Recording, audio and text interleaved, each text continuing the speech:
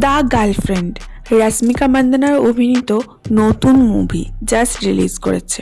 মুভিতে দেখাচ্ছে রাশ্মিকা মান্দানা একটা মেয়ে যে প্রথম কলেজে যাচ্ছে। কলেজে গিয়ে তার দুটো ফ্রেন্ড হচ্ছে। একদিন সে তার একটা বান্ধবীর সাথে বাইরে যায় এবং রাস্তায় একটা ছোট্ট অ্যাক্সিডেন্ট হয় এবং সেইখানেই দেখা হয় রাস্তার মধ্যে তার কলেজের একজন স্টার্ড, মানে সেও নতুন অ্যাডমিশন হয়েছে, বাট সেই ছেলেটা হচ্ছে একদম বিশাল হ্যান্ডসাম, একদম হিরো টাইপের ছেলে এবং সে ওর জন্য লড়ে এবং তার ফলে ওদের একটা পরিচয় ঘটে এবং তারপরে সেই পরিচয়টা আস্তে আস্তে পরিণত হয় বন্ধুত্বতে এবং বন্ধুত্বটা কোথাও না কোথাও গিয়ে হঠাৎ করে তাদেরকে গার্লফ্রেন্ড বয়ফ্রেন্ডে পরিণত করে এবং সেই গার্লফ্রেন্ড বয়ফ্রেন্ড হওয়ার পরে যে প্রবলেমগুলো ফেস করে সেটা নিয়ে একটা ছোট্ট স্টোরি।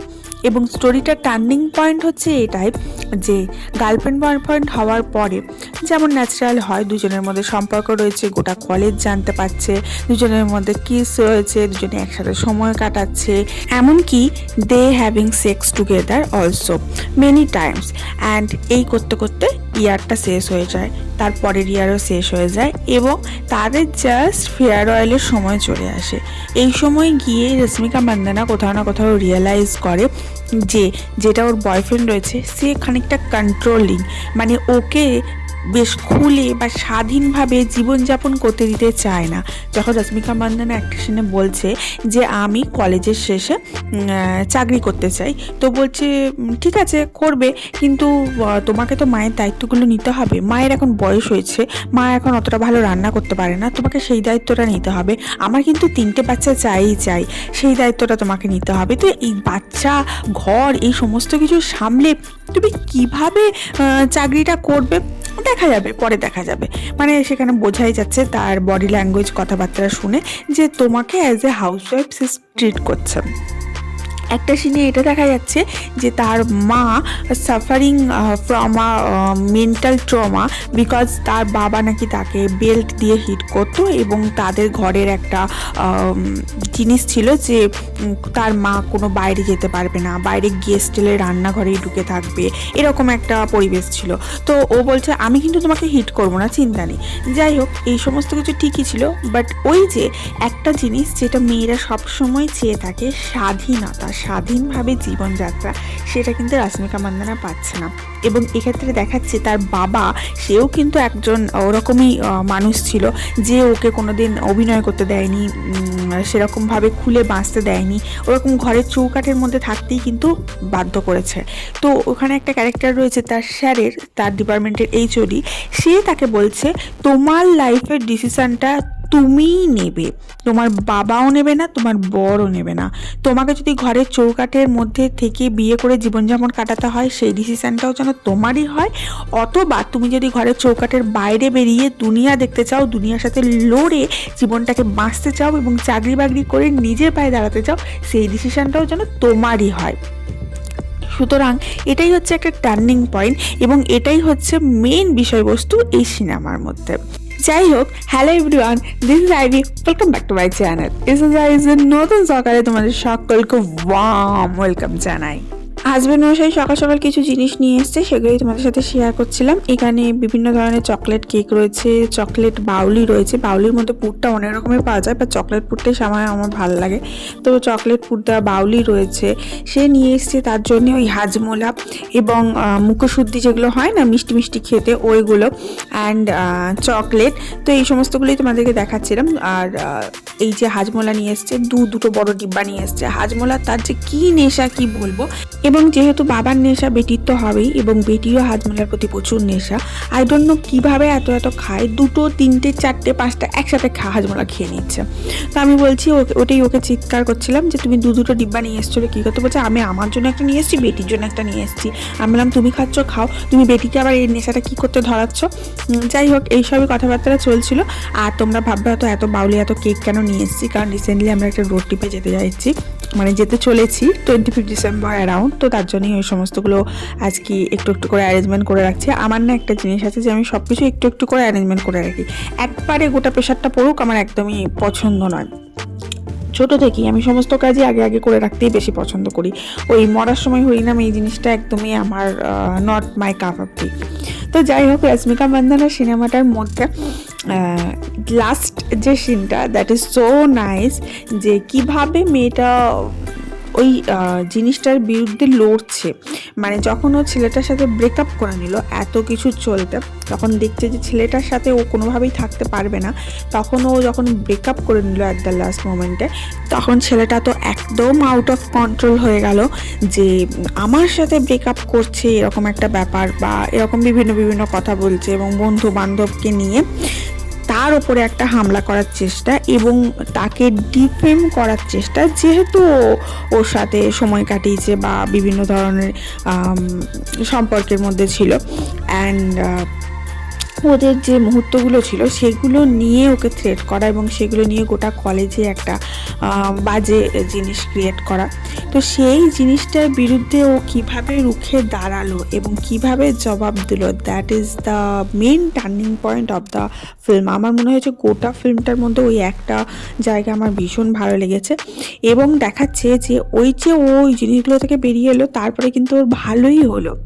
এখনও আমাদের সমাজে কিন্তু অনেক জায়গা রয়েছে যেখানে মহিলারা দগ্ধে জীবন কাটায়, বিয়ে হয়ে যায় বলে, বাচ্চা হয়ে যায় বলে তারা লড়তে পারে না বা সেই সম্পর্কের মধ্যে থাকতে চায় না, তবুও তাদেরকে জোর করে থাকতে হয়।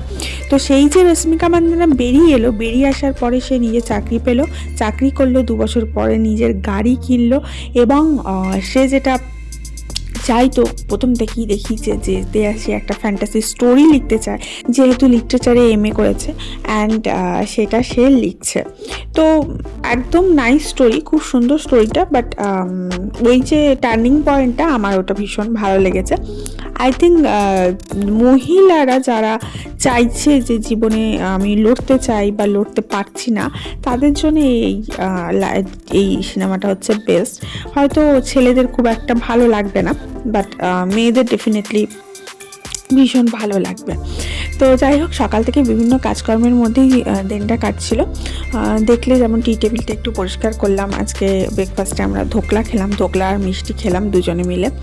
ধোকলাটা না আমাদের এখানকার নিয়ে আসে রেডিমেড কিনে, এবং তার সাথে ওই যে পাতলা চাটনিটা নিয়ে এসছে, দেখলে আগেরবারে তো নিয়ে আসেনি, এবারে বলেছিলাম তাই নিয়ে এসছে। অ্যান্ড দুজন মিলে একসাথে চা খেলাম। এখন কয়েকটা আয়রন বাকি ছিল, ভাবলাম আয়রনের কাজটা কমপ্লিট করে নিই। ওদিকে রান্না বসে গেছে, রান্না হচ্ছে। রান্না যে খুব হাবিজাবি করবো তা নয়, একদম সিম্পলের ওপর আজকে রান্না সারবো, চিন্তা নেই। সেই রেগুলার মেনু চিকেন মাটন এগুলো কিছু থাকছে না, একদম অন্যরকম থাকছে, তোমাদেরকে লাস্টে দেখাবো। এখানে আয়রন মোটামুটি কমপ্লিট হয়েই এসছে।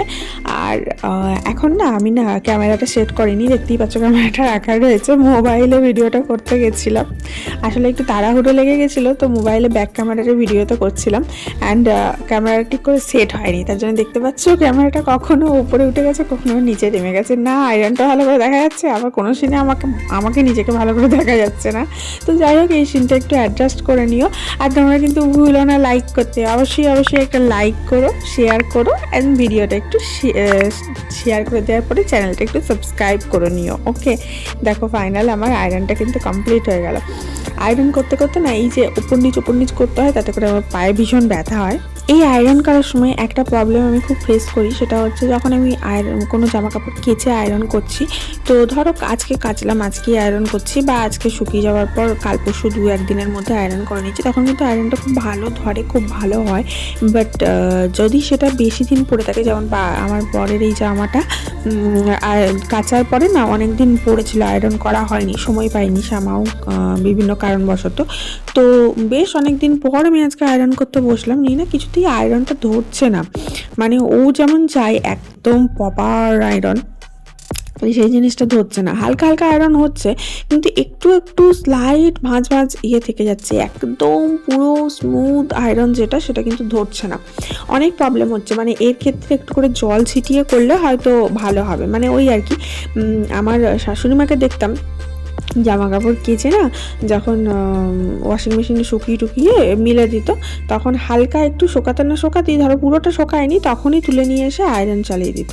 তাতে করে আয়রনটা খুব জলদি হয়ে যেত আর খুব ভালো প্রপার হতো। ওই শাশুড়ি মা প্রথম থেকে আয়রন করা জামা কাপড় পরিয়েছে, তো ওইটাই অভ্যেস হয়ে গেছে। তার জন্য আয়রন করা ছাড়া, প্রপার আয়রন ছাড়া ওর পোষায় না। তার জন্য আমাকে অনেকটা কষ্ট করতে হয়। এই যে দেখতে পাচ্ছ, প্রচুর প্রেশার দিয়ে আমাকে আয়রনটা করতে হচ্ছে, নাহলে জামাটা একদম স্মুথ হবে না। যাই হোক, মেয়ে এখনও আসেনি স্কুল থেকে, তার জন্য আমি এখন নিশ্চিন্তে কাজগুলো সারতে পারছি। ও আর্লি মর্নিং স্কুল বেরিয়ে গেছে। এখন ওদের কুলদামে স্কুল চলছে মোটামুটি 25 তারিখের আগে অবধি, 25 ডিসেম্বরের আগে অবধি চলবে। 25 ডিসেম্বর থেকে ওদের এক সপ্তাহ মতন এরকম ছুটি থাকে। যেগুলো খ্রিশ্চান মিশনারি স্কুল, সেগুলোতে বেশি দিন স্কুল থাকে, ছুটি থাকে এই 25 ডিসেম্বর অ্যারাউন্ডে। বাট ওদেরটা তো খ্রিশ্চান মিশনারি নয়, তার জন্য ওই 1 উইক মতোই কিন্তু হলিডে দেয় ক্রিসমাস উপলক্ষে, বা উইন্টার ভ্যাকেশন বলতে পারো। যাই হোক, ও এখন গেছে স্কুলে এবং ও যতক্ষণ না আসছে ততক্ষণের মধ্যেই আমি সব কাজ কমপ্লিট করে নেওয়ার চেষ্টা করি। এরই মাঝে ওখানে বেল বেজে উঠেছে। এখন আমি যাব, কারণ হচ্ছে আমার একটা পার্সেল আসার কথা ছিল। মোস্ট প্রবাবলি পার্সেলটা এসছে। একটা জিনিস অর্ডার করেছিলাম। অর্ডার তো প্রায়ই কিছু না কিছু করতেই থাকি, বাট সমস্ত কিছু ভিডিও করা হয়ে ওঠে না, কারণ ওই আসার পরে সঙ্গে সঙ্গে খুলে দেখে নিতে হয় জিনিসটা ঠিক আছে কিনা, তার জন্য আনবক্সিংয়ের ভিডিওটা করে উঠতে পারি না। বাট এটা এই যেহেতু আমি কাজ করতে করতে তখন আসছিলো, তো ভাবলাম যে কেননা ক্যামেরায় ক্যাপচার করাই যেতেই পারে, কারণ এখন মেয়েটাও আসেনি, সময়টাও ফাঁকা রয়েছে। যাই হোক, চলো, এটা মোটামুটি কমপ্লিট হয়ে গেল, আর তোমাদেরকে দেখাই কি এসছে। কিছু কিছু কাজ করতে না অনেকটা সময় আর ধৈর্য লাগে, যেমন এই আয়রনের কাজ, এগুলো করতে কতটা সময় লাগে। তারপরে দেখো কি সুন্দর আয়রন হয়েছে। যাই হোক, এই দেখো পার্সেলটা চলে এসছে। চলো সবাই মিলে একসাথে আনবক্সিং করা যায়। কি এসছে বলো তো? দেখে তো মনে হচ্ছে লাল কালার। আরে না, লাল নয়, এটা দুধের আলতা কালার। মানে ঠিক কটকটে লাল নয়, ঠিক অরেঞ্জ নয়, ঠিক পিঙ্ক নয়, ঠিক রেডের সাথে হোয়াইট মেশালে যে কালারটা হয় সেই কালারটা। আর এটা আর কিছু নয়, এটা একটা আমি জিন্স অর্ডার দিয়েছিলাম, কালার জিন্স। আমি এমনি জিন্সই অর্ডার দিতে যাচ্ছিলাম, আমার হাজব্যান্ড বললো যে এমনি জিন্স তো অনেক পরেছো, একটা কালার পরো। কালারও আমি পরেছি এর আগে, অরেঞ্জ কালারের মতো ছিল। কালারগুলো আগে এককালে উঠেছিল, এখন আর অতটা কালার ট্রেন্ডিংয়ে নেই। যাই হোক, তো আমি এই জিন্সটা কিনলাম, দেখো পরে নিয়েছি। এখন পরার পর তোমাদেরকে দেখাচ্ছি। সামনে যে টপটা ছিল সেটাতেই পরলাম, আর ম্যাচ করে পরবার মতো অবকাশ পাইনি। এটা হচ্ছে ওই জিন্সটা যেটা অর্ডার দিয়েছিলাম, বেশ ভালোই এসছে, কোয়ালিটিটা কিন্তু ভীষণ ভালো। যাই হোক, আজকে লাঞ্চে বানিয়েছিলাম ঢ্যাঁড়স ভাজা, এগ পোচ, যেটা আমার মেয়ের আর বরের খুব ফেভারিট, আর সোয়াবিন দিয়ে, গাজর দিয়ে, ধনেপাতা দিয়ে, আলু দিয়ে তরকারি, সবজি, আর গন্ধরাজ লেবু। এই দিয়ে আজকে লাঞ্চটা সারলাম। তো চলো আজকে এখানেই বিদায় নিই, দেখা হচ্ছে কালকে।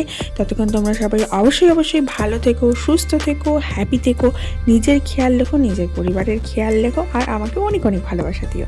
লাভ you guys, love you all, by.